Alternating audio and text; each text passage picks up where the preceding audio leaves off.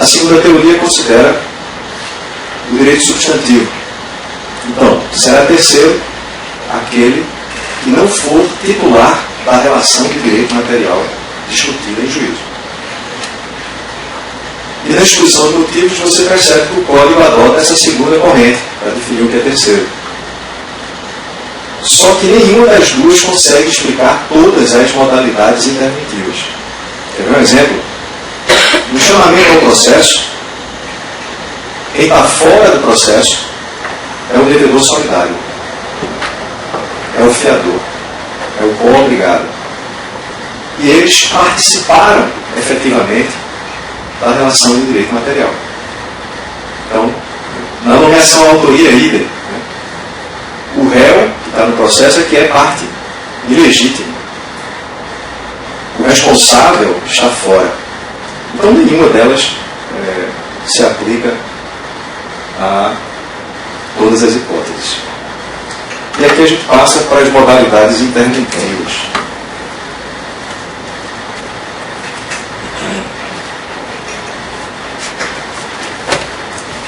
Aqui na esquerda, as modalidades interventivas existentes, né? Eu coloquei pela ordem. Artigo 50 na assistência, 56 na oposição, 62 na nomeação à autoria, 70 na denunciação da lide, 77 no processo, 1046 embaixo terceiro e 499 o recurso de terceiro prejudicado. Né? O novo CPC. Aí você olha o novo CPC e você não vai encontrar aí a nomeação à autoria. O CPC acabou a nomeação à autoria. A versão inicial do Senado Federal acabava também a oposição. Mas aí, por um pleito lá da AMB, a oposição ela foi reintroduzida e consta como sendo um procedimento especial. Não tem mais a oposição como uma modalidade interventiva incidental. Né? Ela vai ser somente ação. Oposição por ação. Foi criado esse incidente de desconsideração da personalidade jurídica no novo CPC dentro da seção que regulamenta a intervenção de terceiros e tem uma novidade muito boa, é que daqui a pouco a gente vai ver, está prevista aí a desconsideração inversa da personalidade jurídica, né? Que hoje você faz lei de regra da sociedade para atingir os sócios. Não é? Você vai poder fazer o contrário. Dos sócios para a sociedade. Então, isso é uma novidade. A regulamentação do âmbito do SUCUI.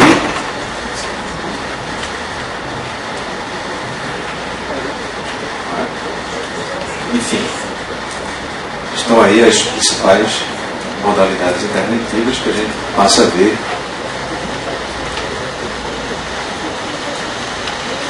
uma por uma. Bom, existem modalidades interventivas que são espontâneas ou voluntárias e outras que são forçadas. Só ocorrem mediante a provocação de uma parte ou de um interessado.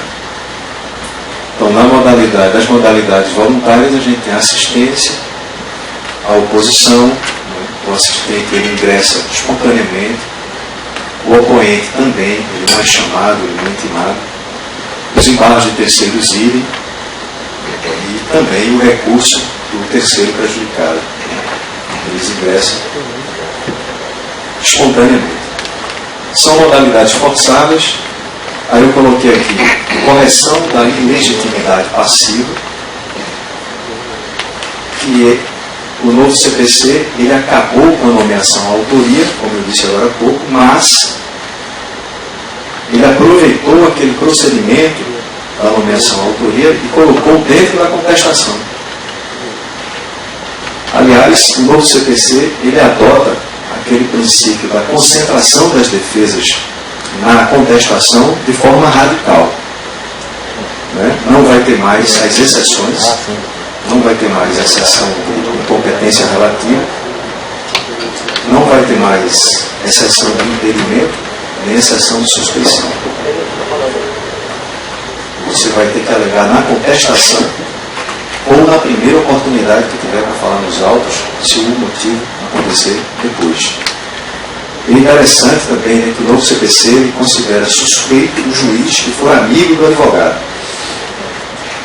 Aqui em Recife tem gente que não vai poder advogar. Deve ter juiz que não vai poder. Porque hoje a jurisprudência dominante é o sentido de que a amizade tem que ser uma parte, né? Não com o advogado. Mas o novo CPC muda isso. E o amicus curiae, eu coloquei aqui como modalidade híbrida porque ele admite a intervenção voluntária e também a forçada. As partes podem colocar o juiz, o juiz de ofício pode convidar o amicus curiae para participar. Está regulamentado agora. Isso parece bom também. E começando com a primeira das modalidades interventivas, a assistência. A assistência no novo CPC, quanto ao seu conceito, quanto às suas espécies, muda pouca coisa. Ela continua sendo uma modalidade de intervenção de terceiros, pela qual o terceiro se apresenta espontaneamente num processo pendente, em qualquer grau de jurisdição, e tem que demonstrar ao juiz ou ao tribunal que ele possui interesse jurídico na demanda. O interesse jurídico continua sendo o motivo que, uma vez demonstrado, gera um direito subjetivo de ingresso do terceiro.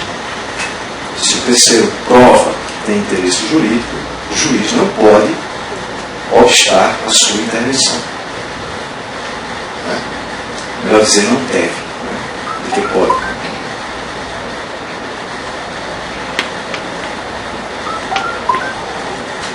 Veja, o interesse jurídico, ele não se confunde com o interesse econômico. Eu coloquei aqui uma decisão, algumas decisões aqui, e uma posição do Supremo Tribunal Federal no sentido de esclarecer o que é interesse jurídico. É um conceito que a lei não define, nem o novo CPC define, mas o Supremo considera que ele existe diante da possibilidade de a sentença prolatada em favor do adversário do assistido puder irradiar algum efeito processual desfavorável ao assistente. Quando isso acontecer na prática, ele tem interesse jurídico. Se o assistente não comprovar isso, mas comprovar interesse econômico na demanda, o interesse econômico na demanda, por si só, não justifica o deferimento dessa modalidade interventiva. Não justifica.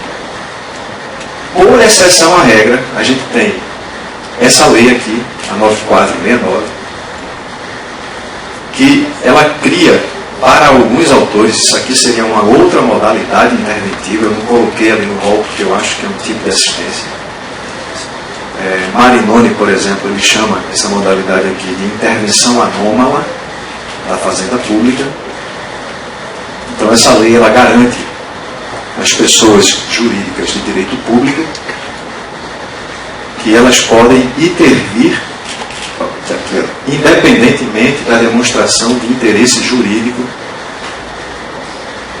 para esclarecer, para auxiliar, para postular, para recorrer, inclusive com deslocamento de competência, quando isso acontecer. Mas essa regra é uma regra específica e exclusiva para as pessoas jurídicas de direito público. As outras só podem intervir como assistentes se demonstrarem a presença do interesse jurídico. Quanto às espécies de assistência, continua aí havendo duas espécies. A gente tem assistência simples ou adesiva e a assistência litisconsorcial ou qualificada. Existem várias propostas doutrinárias para distinguir uma espécie da outra. Mas isso é um dilema que, se você pegar os autores da USP, como Cândido Rangel Dinamarca, por exemplo, cuja tese de cátedra é sobre o assunto, ele considera que a assistência litisconsorcial não se confunde com o litisconsórcio facultativo. Para ele, assistência litisconsorcial representa modalidade de intervenção de terceiros, ao passo que o litisconsórcio facultativo cuida, na verdade, de interesse de parte, porque litisconsorte não é terceiro, litisconsorte é parte. Então haveria, na opinião de Cândido Rangel, seriam três figuras distintas. O litisconsorte facultativo é parte, o assistente litisconsorcial é outra coisa, que por sua vez não se confunde com o assistente simples. Então, quando é que a gente teria assistente simples e assistente litisconsorcial? Aí o Humberto Teodoro dá uma outra proposta. Ele diz assim: se o assistente não defende direito próprio, ele é assistente simples. Se ele defende direito próprio, ele é assistente litisconsorcial. Então eu dizia, a USP tem essa posição, não é só do Cândido Rangel, o Kazuo Watanabe também. Então. Já a PUC, com a Teresa Vamber, ela diz que o assistente litisconsorcial é litisconsorte facultativo. Por essa ótica aí, o assistente litisconsorcial, ele sucumbe, né? Está defendendo direito próprio. Ele passa a ser, a rigor, um litisconsorte. Vai sucumbir em honorários, em condenação e tudo. Ele defende direito próprio. Essa é a posição de Humberto Teodoro. Mas é verdade, né? Se você considera como sendo isso, a questão é saber: o direito próprio que ele vai defender vai ser decidido na lei, ou é um direito reflexo? Seria, por exemplo, o direito do sublocatário na locação é diferente do direito do locatário na ação de despejo. No entanto, ele mantém relação jurídica com o adversário do assistido. Enfim. O que é importante, me parece muito importante, é a gente preservar o princípio do juiz natural. Porque, veja bem, a lei do mandado de segurança, ela tem uma regra que é fantástica. Ela diz o seguinte: concedida a liminar, é proibido o ingresso ulterior do litisconsorte. Do litisconsorte. Por que é proibido? Porque acontece muito aqui em Vale da Fazenda. O advogado tinha, por exemplo, 10 clientes com o mesmo direito. Vai discutir, por exemplo, a impossibilidade de antecipação tributária do ICMS. Tem 10. O que é que ele faz? Ele joga um, espera a distribuição, e aí, se o juiz deferir a liminar aquele um, o que é que vai acontecer? No outro dia ele entra com uma petição e habilita os outros 9. Pedindo a extensão. Pedindo a extensão dos efeitos da liminar. O que ele fez? Ele burlou o princípio do juiz natural.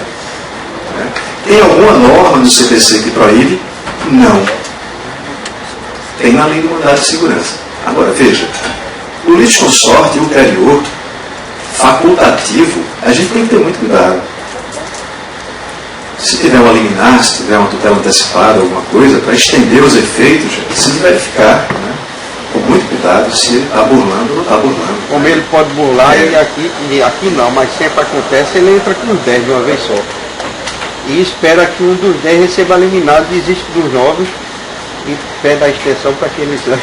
mas aí não pode. Né? Mas aí o 253, esse 253 do CPC atual, está repetido no novo CPC e ele já foi alterado. Veja, a primeira alteração dele é de 2006. Para evitar isso, o advogado distribui os 10 ao mesmo tempo. Então, o primeiro ele concede a liminar, o que ele faz? Ele desiste dos 9, né, e habilita lá. Não pode. Em 2006, houve uma alteração do 253 e disse assim: quando houver desistência,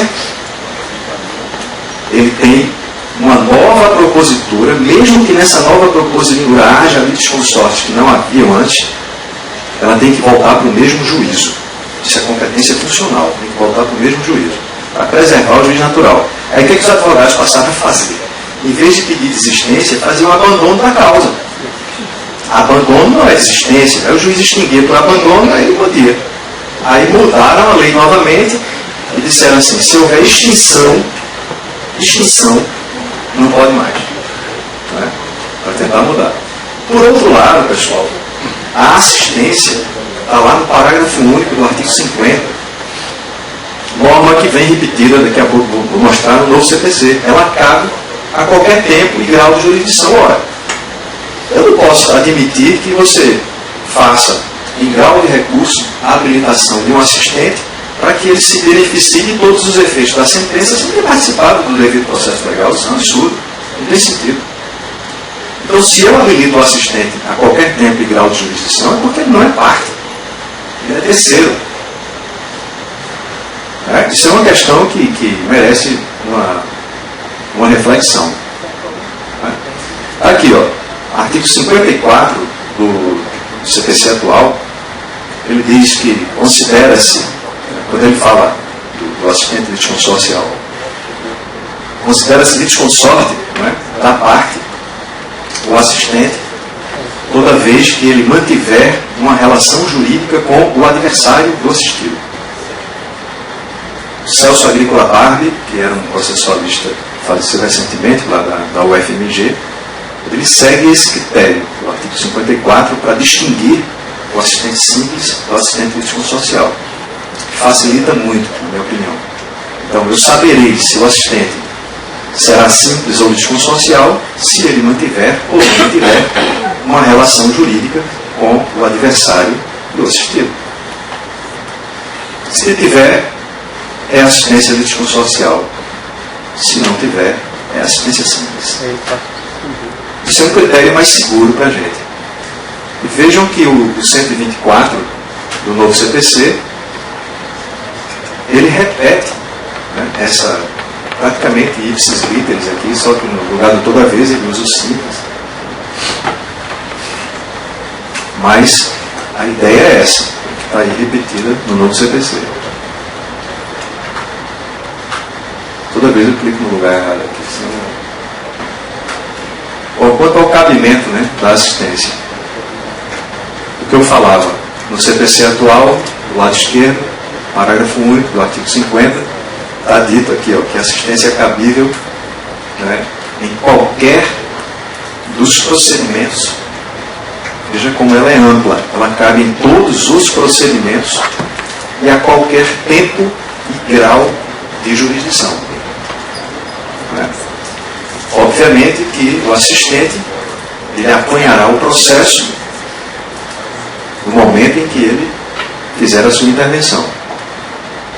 O novo CPC, quando ele trata da assistência, ele subdividiu o tratamento. Ele colocou primeiro assistência simples, depois assistência litisconsorcial e antes das duas tem disposições aplicáveis a ambas.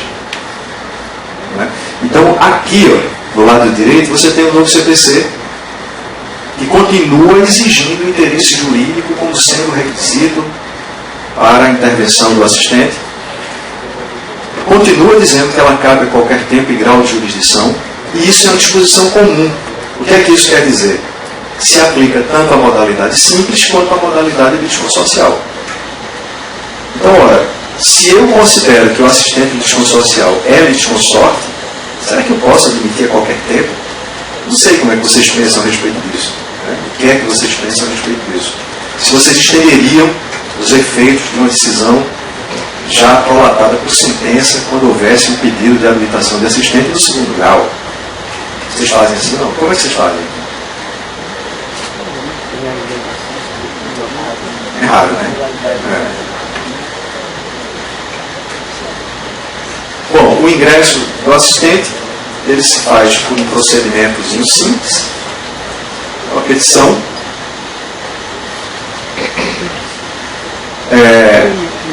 Vejam que há uma mudança de prazo, Veja o artigo 51. Não havendo impugnação desse pedido de habilitação de assistente, artigo 51 ele diz, dentro de 5 dias, o novo diz, não havendo impugnação no prazo de 15 dias. Veja que o novo CPC foi muito benevolente, não mexe nos prazos, eu li bastante. 15 dias úteis.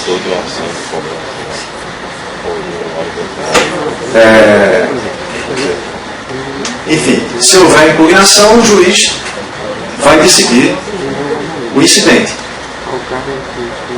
Mas ele não para o processo por causa disso. Lembrando que a jurisprudência considera que se o assistente comprovar que ele possui aquele interesse jurídico, que eu falei, que é aquela possibilidade que o Supremo considera de uma sentença desfavorável, aí ele tem direito a intervir.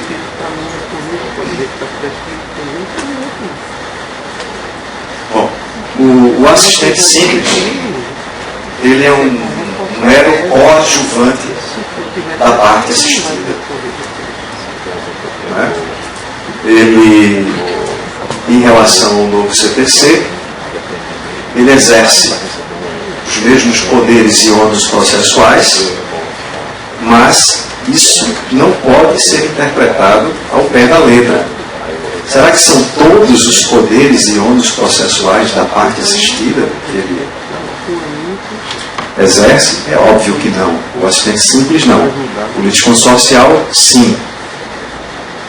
Há uma mudança, aqui no parágrafo único do 52, que diz, se o assistido for revel, aí o assistente será gestor de negócios processuais. Como esse conceito de gestor de negócios processuais nunca foi muito bem esclarecido, sempre houve dúvidas e discussões sobre isso, o novo CPC fez a opção de considerar o assistente um substituto processual. Percebam que aí vai haver mais uma instituição de legitimação extraordinária. Legitimação extraordinária, considerando aí sim o assistente simples como parte. A hipótese de revelia, do assistido. Então, ele é parte, porque, como dizia Pontes, ele age em nome próprio. Parte é quem age em nome próprio. É por isso que o representante não é parte. O substituto é que é parte. Mas é parte apenas em sentido processual. E é por isso que, na condição de substituto processual, ele não pode reconvir. Repararam o 316 que tem essa restrição na reconvenção? Não é? Exatamente porque ele não é o detentor do direito material. E por falar em reconvenção, o novo CPC, no Senado, ele tinha acabado com a reconvenção, não haveria mais reconvenção, mas na Câmara reinstituíram a reconvenção. Só que ela virá dentro da contestação. Se quiser reconvir, tem que reconvir dentro da contestação e é momento preclusivo. Como um pedido contraposto, não é? Dentro da contestação. Exatamente. No momento da contestação, a gente tem o atual 299, que eu não botei aqui, do CPC atual. Vamos dizer, como ele fala, concomitantemente com a contestação. Atualmente, praticamente já é assim, você tem 15 dias para contestar. Se eu contesto no quinto, eu tenho que reconvir naquele momento. Porque isso é uma preclusão consumativa para mim, se eu não fizer logo. A diferença do novo CPC é que a reconvenção virá dentro da contestação, mas ela continua tendo natureza de ação, tem registro na distribuição, tem custas. Não é? Diferente, né? Muito diferente. Aqui no Tribunal de Justiça tem um ato assim que eu fico muito orgulhoso, que eu fiz em 2009, quando eu era assessor especial do Corregedor Geral, que quando veio aquela lei 11232, pararam de recolher custas no cumprimento de sentença. E aí ficou aquela discussão. Tem que aumentar o valor das custas, porque o tribunal teve prejuízo. Aí, mas se você aumenta o valor das custas iniciais do processo, já que eu não posso mais distinguir as custas iniciais e finais, é injusto, porque você não sabe nem se a parte vai ganhar e já está pagando por um serviço que ela sequer pode vir a utilizar. Aí a gente fez uma interpretação da Lei Estadual de Custas, tivemos um provimento, a OAB recorreu, levou o CNJ, perdeu liminarmente, recorreu, foi para o pleno e perdeu a unanimidade no pleno. Por isso que se cobram custas no cumprimento de sentença. No novo CPC, ele é explícito. artigo 523 e 513, ou 515 aproximadamente. Cumprimento de sentença tem custas. Aí ele bota assim, vírgula, se houver. Se houver aonde? Na lei específica, na lei de custas. Se houver previsão, tem que pagar as custas. Bom, aqui a questão do reconhecimento do pedido, né? Então eu dizia antes, será que o assistente simples tem todos os ônus, poderes e deveres da parte assistida? A gente observa que a assistência simples, ela não proíbe o reconhecimento do pedido, né? Nem que a parte transija.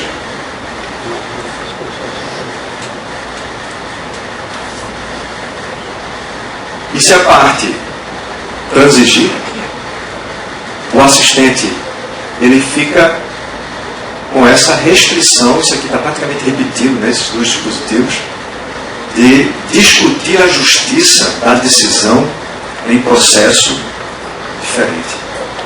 Ele só pode discutir a justiça da decisão em processo diferente se acontecer uma dessas duas hipóteses aqui.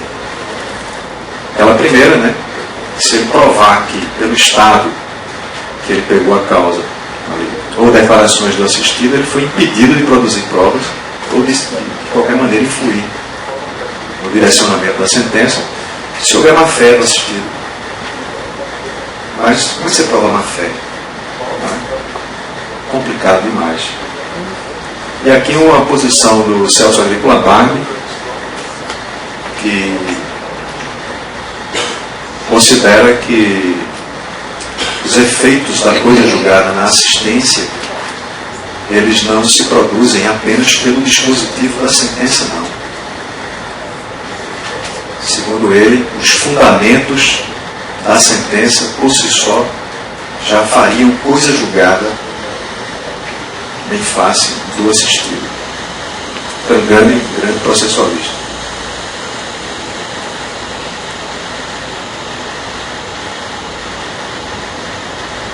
Aqui tem um tema que é impressionante. A gente aqui no Brasil, quando a gente fez a nomeação à autoria, a gente se inspirou no CPC de Portugal. A nomeação à autoria do processo civil, ela tem uma possibilidade que dá o direito ao nomeado de não aceitar a nomeação. É a única hipótese do processo civil inteiro em que você cita alguém para ser réu e essa pessoa tem o direito de dizer: eu não quero ser réu, eu não aceito. E aí o juiz tem que extinguir o processo, e aí o autor tem que promover outro processo em face daquele terceiro que não aceitou ser réu para salvar aquele processo. Isso é um absurdo.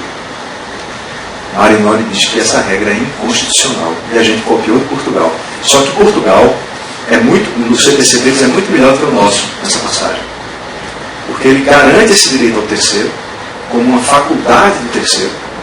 Só que ele diz em outro dispositivo: se a sentença for prolatada contra quem ele substituiria, ou seja, contra o nomeante, os efeitos dessa sentença repercutirão sobre ele. Terceiro, é uma possibilidade de extensão dos efeitos da sentença sobre o terceiro. Aí ele intervém. Aí força ele a intervir. O nosso não. O nosso 472, que aliás tem um erro, né?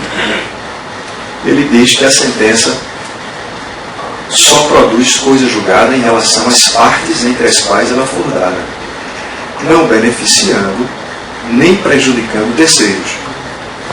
Aí vejam o que é que ele diz na parte final. Nas causas relativas ao Estado e à capacidade das pessoas, a sentença faz coisa julgada em relação ao terceiro, se ele tiver sido citado como litisconsórcio necessário. Os autores são muito duros, muito críticos em relação a essa parte final do artigo 472.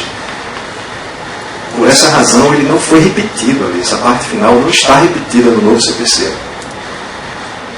Qual é o erro aqui? Nessa parte aqui. A parte final. Litisconsorte não é terceiro, litisconsorte é parte. sobretudo necessário.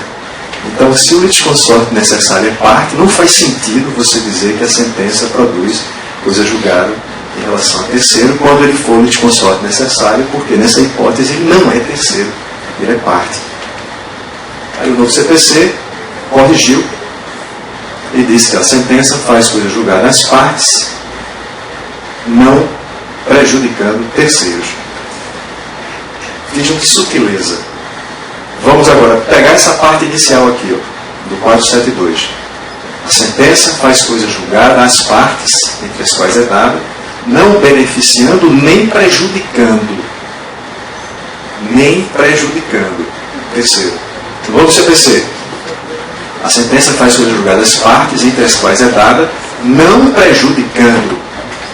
Terceiro. Não é? Detalhe. Isso é sutil, mas é muito importante.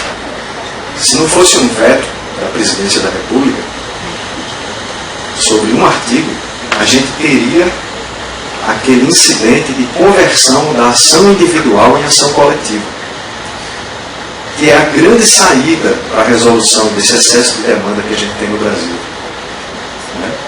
Tem uma professora da USP, pessoal, chamada Teresa Sadek. Ela é de ciência política, mas ela trabalha no judiciário. Ela tem muitos dados estatísticos sobre o judiciário brasileiro. Ela diz que a gente tem uma das piores estatísticas per capita de juiz para número de habitantes do mundo. É a nossa. Então, a coletivização das demandas, ela é, sem dúvida, uma alternativa para essa questão. Esse tema, ele está diretamente imbricado, envolvido e relacionado com a tutela provisória. Não sei se vocês já estudaram a tutela provisória.